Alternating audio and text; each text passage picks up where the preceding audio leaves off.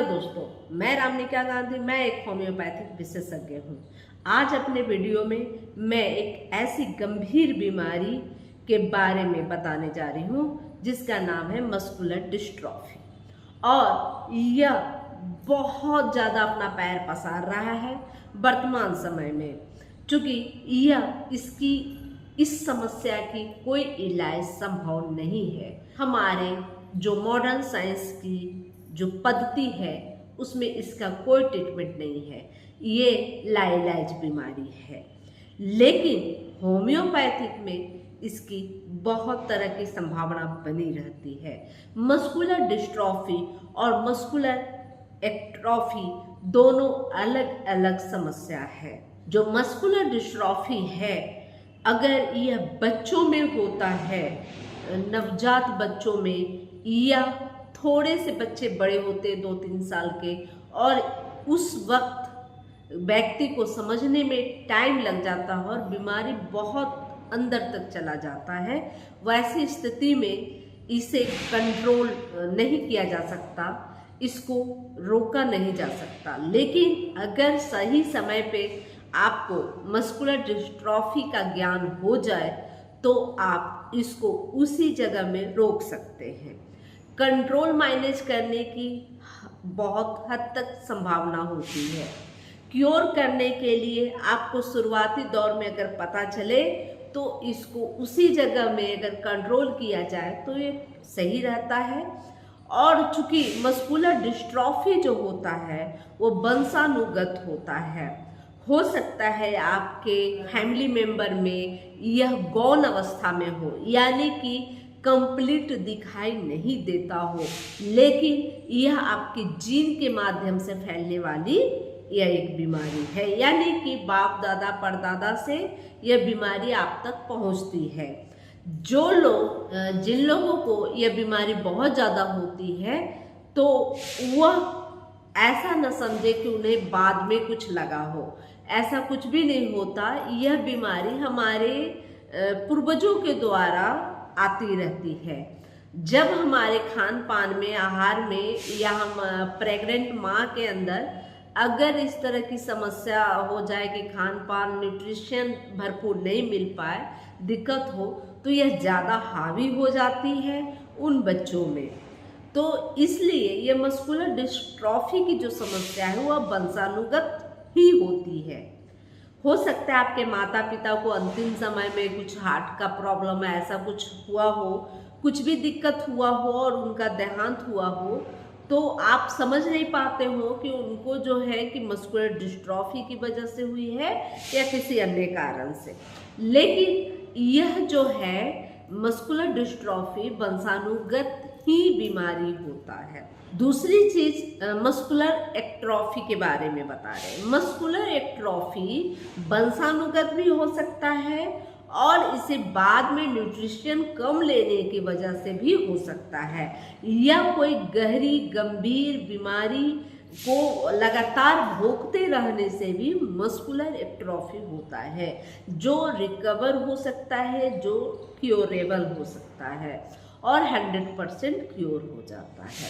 तो muscular atrophy को बिल्कुल ठीक किया जा सकता है होम्योपैथिक दवाइयों के माध्यम से, और जो मस्कुलर डिस्ट्रॉफी है उसको कंट्रोल मैनेज किया जा सकता है, यानी कि कंप्लीट ठीक नहीं करके जिस जगह में आपको बीमारी पता चली है, जिस जगह में बीमारी अभी अवस्थित है, उसी जगह में वहीं पर सीमित कर दिया जा सकता है और इसको लंबे समय तक लाइफ को जिया जा सकता है।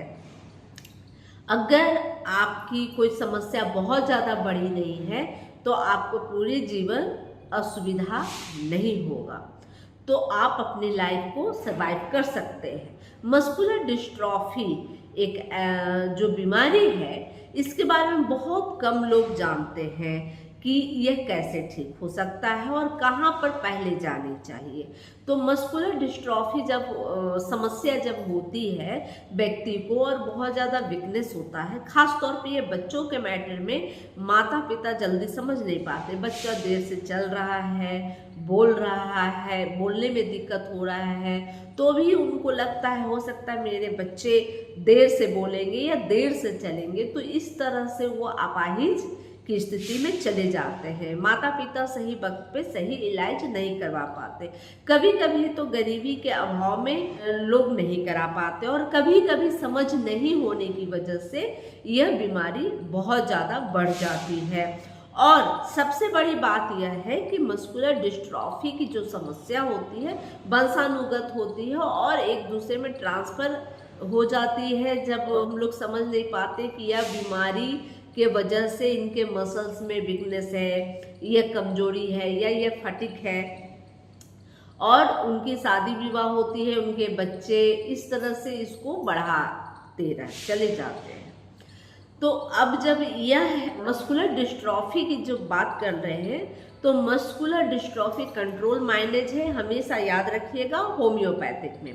जबकि एक भ्रम फैलाया जाता है कि ये देशों में इसके लिए एक इंजेक्शन तैयार हुआ है जो मस्कुलर डिस्ट्रॉफी को ठीक करता है, कवर कर देता है, क्योर कर देता है। ऐसा कुछ भी बात नहीं है, क्योर नहीं करता। हाँ, उसको जिस कंडीशन में आपको पता चली है उस कंडीशन में उसको रोकने की क्षमता जरूर होती है।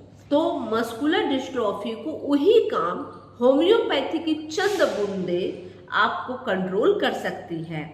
और वास्तव में जब कोई बीमारी भरी होने लगती है, बढ़ने लगती है, लोग इधर उधर अच्छे अच्छे बड़े बड़े अस्पतालों के चक्कर काटने लगते हैं और बहुत वक्त लग जाता है डॉक्टरों को समझने में। उसके बाद जब आपके डॉक्टर समझते हैं, टेस्ट वगैरह कराते हैं, उसमें जब क्लियर पता चल जाता है कि मस्कुलर डिस्ट्रॉफी है, तो ऐसे व्यक्तियों को डॉक्टर सलाह देते हैं जाइए, इसका कोई ट्रीटमेंट नहीं है। ऐसी स्थिति में बहुत लोग योगा के शरण में जाते हैं और फिर लास्ट में होम्योपैथी के पास जाते हैं। लेकिन बहुत सुखद और बहुत अच्छी विषय यह है कि आपके पास कोई ऑप्शन ना हो के भी होम्योपैथिक में इसका ऑप्शन होता है, और यह ऑप्शन होता है कि कंट्रोल मैनेज करने का। लेकिन लोग इतने वक्त इधर उधर भटक जाते हैं कि यह बीमारी बहुत ज़्यादा बढ़ जाती है, और बढ़ने के बाद अगर वो होम्योपैथी के पास जाते हैं तो वह सोचते हैं कि मैं बिल्कुल चंगा हो जाऊं, तो ऐसा संभव नहीं है। बीमारी अगर पुरानी हो जाती है, गंभीर हो जाती है, गहरी हो जाती है, तब आप होम्योपैथी के शरण में जाएंगे भी तो आपको सिर्फ कंट्रोल किया जा सकता है, मैनेज किया जा सकता है, उसको कंप्लीट ठीक नहीं किया जा सकता। अगर कोई ऐसा भ्रम फैला रहा है तो ये गलत है। हमेशा याद रखें कि यह उस कंडीशन में होता है जब आपको मस्कुलर डिस्ट्रॉफी हो। अगर मस्कुलर एट्रोफी होती है उस समय यह बिल्कुल पूर्ण क्योरेबल होता है और क्योर हो जाते हैं। यानी कि मस्कुलर डिस्ट्रॉफी जो हमारे जन्म से ही हमारे जीन के अंदर एक प्रोटीन की कमी की वजह से आपके मसल्स बन नहीं पाते, उसको मस्कुलर डिस्ट्रॉफी कहते हैं। मस्कुलर एट्रोफी उसे कहते हैं जब आपको किसी लंबे बीमारी को भोगने के बाद आपके मसल्स वीक हो गए हों और आपको चलने फिरने, बोलने या सांस लेने में कहीं भी दिक्कत हो, शरीर के किसी भी मसल्स में यह वीकनेस हो सकती है। और दूसरी चीज़ है कि अगर आपको भरपूर न्यूट्रिशन नहीं मिलता, यानी कि भरपूर पौष्टिक भोजन नहीं आप कर पाते, जिसकी वजह से भी यह मस्कुलर डिस्ट्रॉफी होती है, मस्कुलर एट्रोफी होती है। और मस्कुलर एट्रोफी अगर हुई है और उसकी वजह से आपको चलने फिरने में दिक्कत हो रही है, या आपको हाथ से काम करने में दिक्कत हो रही है, या आपको खाने पीने भोजन को निगलने में दिक्कत हो रही है, या आपको सांस लेने में दिक्कत हो रही है, तो इस तरह के मस्कुलर एट्रोफी को ठीक किया जा सकता है, क्योर किया जा सकता है। और इसके लिए होम्योपैथिक मेडिसिन ही बहुत बेहतर होता है। यह सुगम भी है, सुरक्षित भी है और आप इसको अपनाकर, आप होम्योपैथी को अपनाकर आप बिल्कुल ठीक हो सकते हैं। होम्योपैथी के अंदर मस्कुलर एट्रोफी का है या डिस्ट्रॉफी, दवाइयाँ एक समान ही होती हैं। अगर मस्कुलर डिस्ट्रॉफी होगी तो कंट्रोल मैनेज होगी, और मस्कुलर एट्रोफी होगी तो आप क्योर हो जाएंगे धीरे धीरे दवाइयों के प्रयोग से। अगर यह नए नए स्थिति में पकड़ा जाए, नए नए स्थिति में अगर पता चल जाए और नए नए ही कंडीशन में आप किसी होम्योपैथ डॉक्टर से इस बीमारी के संदर्भ में मिलते हैं तो 100% आप क्योर हो जाएंगे और स्वस्थ होकर अपनी लाइफ को अच्छी तरह से सर्वाइव कर पाएंगे। तो अब बात कर लेते हैं कि होम्योपैथिक में ऐसी कौन सी दवाई है जो आपको मस्कुलर डिस्ट्रॉफी को कंट्रोल मैनेज कर सकती है या मस्कुलर एट्रोफी को क्योर कर सकती है। तो इसमें कोई परफेक्ट, कोई फिक्स, कोई मेडिसिन नहीं होती, लेकिन हाँ इसमें कुछ फ्रंट लाइन की कुछ मेडिसिन होती है जिसको हम ज़्यादातर उपयोग में लाते हैं और जिसके बारे में हम आपको बता सकते हैं। यह सिर्फ जानकारी पर्पज से है। खुद ट्रीटमेंट करने से अगर दिक्कत नहीं सुधार होती है तो आपके दिमाग में एक होम्योपैथी के प्रति जो भावना होती है, जो सोच होती है, वो गलत होने लगती है। इसलिए जब भी कोई आपको बीमारी है, कोई समस्या है, वो समस्या छोटी हो या बड़ी हो, आप किसी अच्छे होम्योपैथ चिकित्सक से दिखाएं, उन्हें अपनी सब समस्याओं को विस्तार पूर्वक बताएं, जिससे आपके लिए एक अच्छी दवा का चयन कर सके आपके चिकित्सक। तो चूंकि अभी मैं बात करने जा रही थी फ्रंट लाइन मेडिसिन के लिए, जो आपको मस्कुलर एट्रोफी या मस्कुलर डिस्ट्रॉफी को कंट्रोल मैनेज कर सकता है, तो उसमें सबसे पहले नंबर की अगर कोई दवा है और अगर इस बीमारी को लेकर किसी होम्योपैथ अच्छे डॉक्टर के पास जाते हैं तो सबसे पहले वो पल्बम मेटालिकम एक ऐसी दवा है जिस पे सबसे पहले ध्यान केंद्रित करते हैं। चूँकि पल्बम मेटालिकम जो मेडिसिन है उसमें आपके जो मसल्स हैं, जो आपके मसल्स को जो पर्याप्त प्रोटीन नहीं मिल पाता, तो उसकी वजह से आपके मसल्स में वीकनेस आती है, कमजोरी आती है। आपको शरीर के किसी भी पार्ट में, किसी भी शरीर के किसी भी हिस्से की जो मसल्स कमजोर हो रहे हैं, तो ऐसी स्थिति में पल्बम मेटालिकम बेहतरीन दवा है। पल्बम मेटालिकम उस कंडीशन में भी बहुत बेहतरीन दवा है जब या तो आप पेंटिंग का कार्य करते हो, दीवार पेंट करते हो, दरवाजे खिड़कियां पेंट करने का काम करते हो और उसके बाद से आपका मस्कुलर एट्रोफी हुई हो, तो उसमें बहुत ज़्यादा फायदा देती है। या आप कह सकते हैं कि आपके घर के पूर्वज जो लोग हैं जो पेंट पोचारा करने का कार्य करते हैं और उनके बच्चों को इस तरह की समस्या हुई है, तो यह 100% पल्बम मेटालिकम से ठीक होने के बहुत ज़्यादा चांसेस बन जाते हैं। इसके अलावे अगर यह आप कह सकते हैं कि आप कोई नए मकान में शिफ्ट किए हो जिसका रंग रोगन किया गया हो, क्योंकि जो रंग रोगन जो पेंट का जो सामान होता है उसमें इतने माइक्रो कण होते हैं जो आपको किसी सूक्ष्मदर्शी से भी देखे नहीं जा सकते।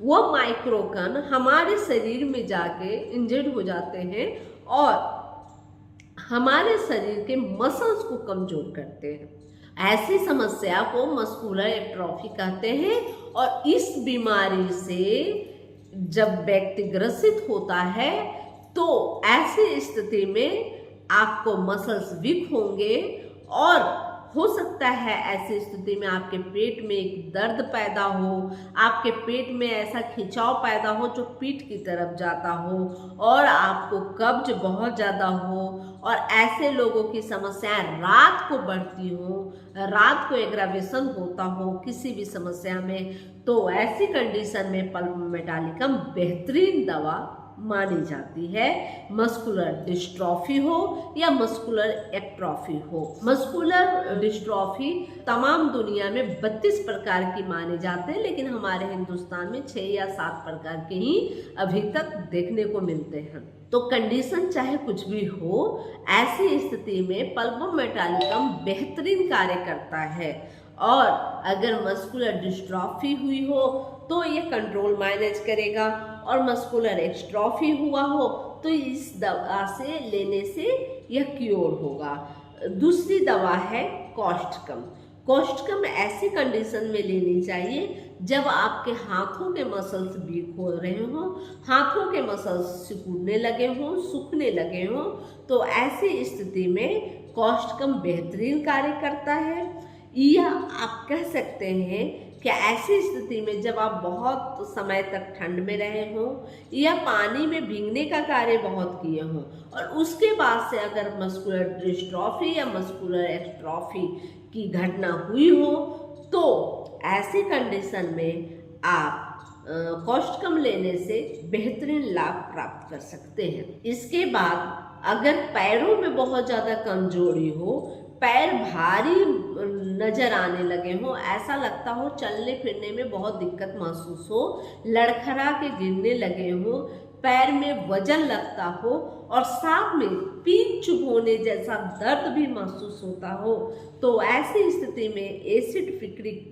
बेहतरीन कार्य करता है।